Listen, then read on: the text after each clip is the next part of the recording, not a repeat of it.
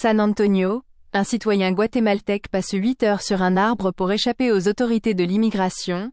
Une situation extraordinaire et préoccupante s'est déroulée mardi dans un quartier de San Antonio.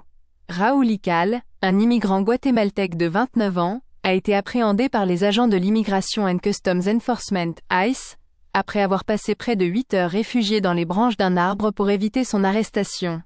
D'après les informations rapportées sur place par Edgar Sandoval pour The New York Times, les agents de l'ICE, épaulés par la police du Texas, cherchaient à exécuter un mandat d'arrêt décrit comme criminel par les autorités fédérales. Lorsque les forces de l'ordre se sont approchées de son véhicule, M. Ical s'est enfui à pied, a pénétré dans une propriété privée, et s'est réfugié au sommet d'un arbre. Il y est demeuré toute la journée, observé par une foule grandissante de résidents locaux, représentants des médias et activistes. Parmi les militants présents, Jose Montoya, représentant du Parti for Socialism and Liberation, a lancé des encouragements à M. Ical, lui conseillant « Ne signe aucun document », dans une tentative de le calmer et d'éviter toute action irréfléchie. Les agents de l'ICE sont attendus avec patience toute la journée avant de procéder à l'arrestation de M. Ical. L'incident s'est conclu après qu'une femme, se présentant comme un membre de sa famille, l'a contacté par téléphone. Raúl Ical a alors accepté de descendre, utilisant une échelle fournie par les agents.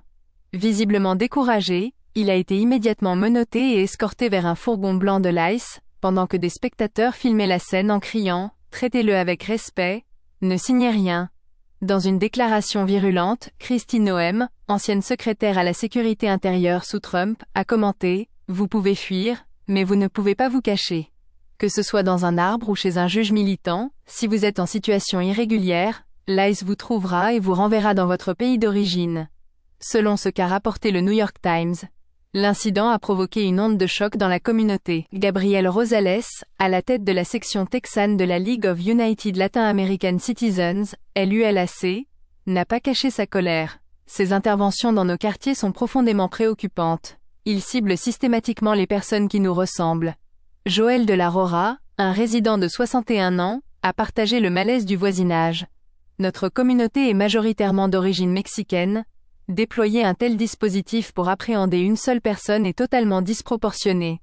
Chris Rodriguez, 38 ans, alerté par le vrombissement d'un hélicoptère, a nuancé affirme ne pas comprendre pourquoi autant de ressources et d'énergie pour arrêter une personne qui ne cherche qu'une meilleure condition pour sa famille. Si c'est une question de sécurité, je peux comprendre. Mais s'il s'agit uniquement d'un sans-papier, cette réponse est démesurée, a-t-il regretté. Lors de son arrestation, aucune information n'était disponible concernant d'éventuels antécédents judiciaires ou la présence d'un conseil juridique. Cette affaire remet en question les méthodes musclées des autorités fédérales en matière d'immigration, particulièrement dans les quartiers à forte population latino-américaine.